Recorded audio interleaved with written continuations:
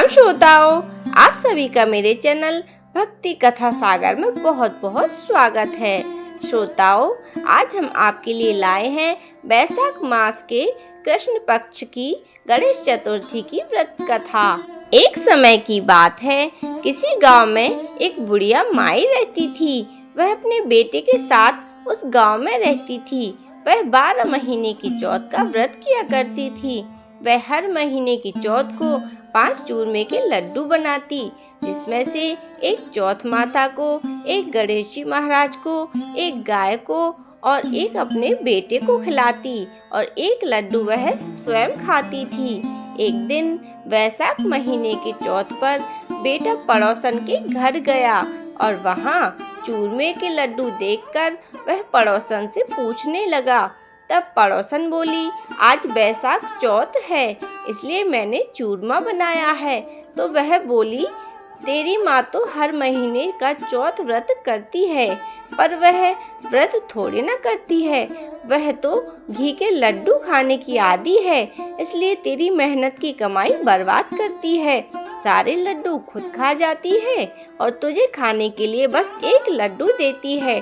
तब लड़का उसकी बातों में आ गया और घर आकर अपनी माँ से बोला, माँ, तुम लड्डू खाती हो और मुझे बस एक ही लड्डू देती हो।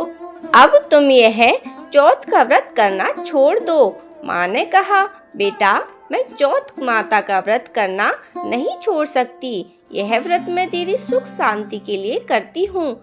मैं यह व्रत नहीं छोड़ सकती। इस पर बेटा बोला, यदि तुम यह व्रत नहीं छोड़ सकती तो मैं विदेश जा रहा हूँ।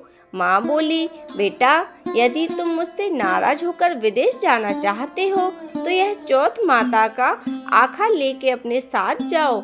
तुझ पर कोई भी संकट आए तो चौथ माता और विनायक जी को याद करके इसे डाल देना, तेरा संकट दूर हो जाएगा।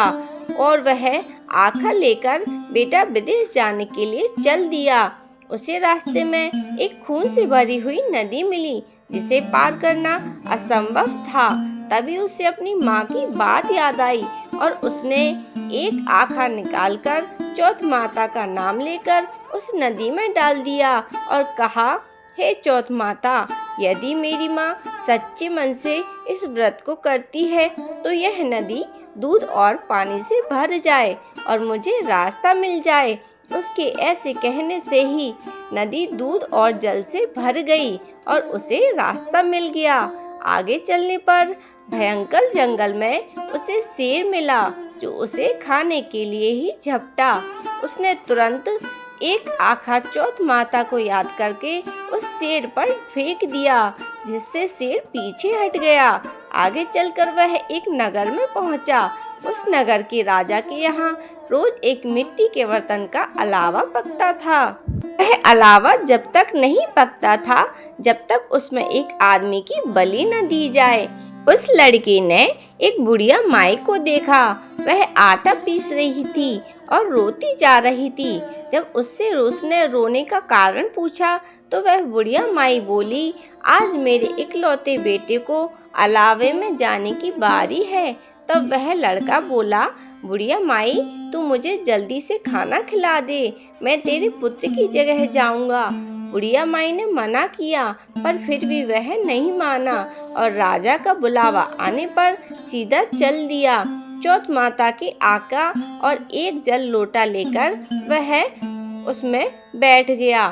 दूसरे दिन जब अलावा पककर तैयार हो गया और जब बर्तन नीचे उतारने लगे तो उसके अंदर से आवाज आने लगी कि बर्तन को धीरे धीरे उतारो, मैं अंदर हूँ।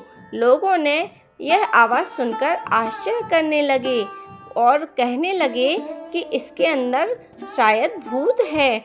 सभी लोगों ने जाकर राजा को यह बात बताई और जब राजा स्वयं देखने आए तो वह आवाज सुनकर कहने लगे कि इसके अंदर अगर कोई भूत या प्रेत या कोई देवी देवता है तो कृपया बाहर निकले। तब लड़का बाहर आ गया। बुढ़िया माई और राजा ने उससे पूछा कि यह चमत्कार कैसे हुआ।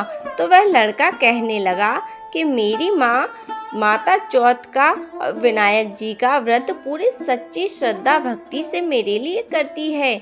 उसी के तेज के प्रभाव से मेरा यह संकट दूर हुआ है।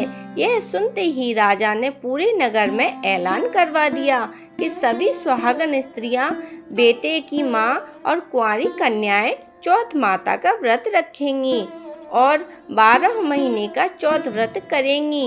यदि 12 महीने की चौथ का व्रत नहीं कर सकती तो 4 बड़ी चौथ का व्रत करें, और यदि वह भी नहीं कर सकती तो 2 चौथ अवश्य ही व्रत रखें। गुड़िया के बेटे पर कृपा करी, वैसे ही चौथ माता हम सब पर अपनी कृपा बरसाए रखना। बोलो चौथ माता की जय, बोलो गणेश जी महाराज की जय। श्रोताओं, अगर आपको मेरी वीडियो अच्छी लगी हो तो मेरी वीडियो को लाइक करें, शेयर करें और मेरे चैनल को सब्सक्राइब करें। वीडियो देखने के लिए आप सभी का बहुत बहुत धन्यवाद।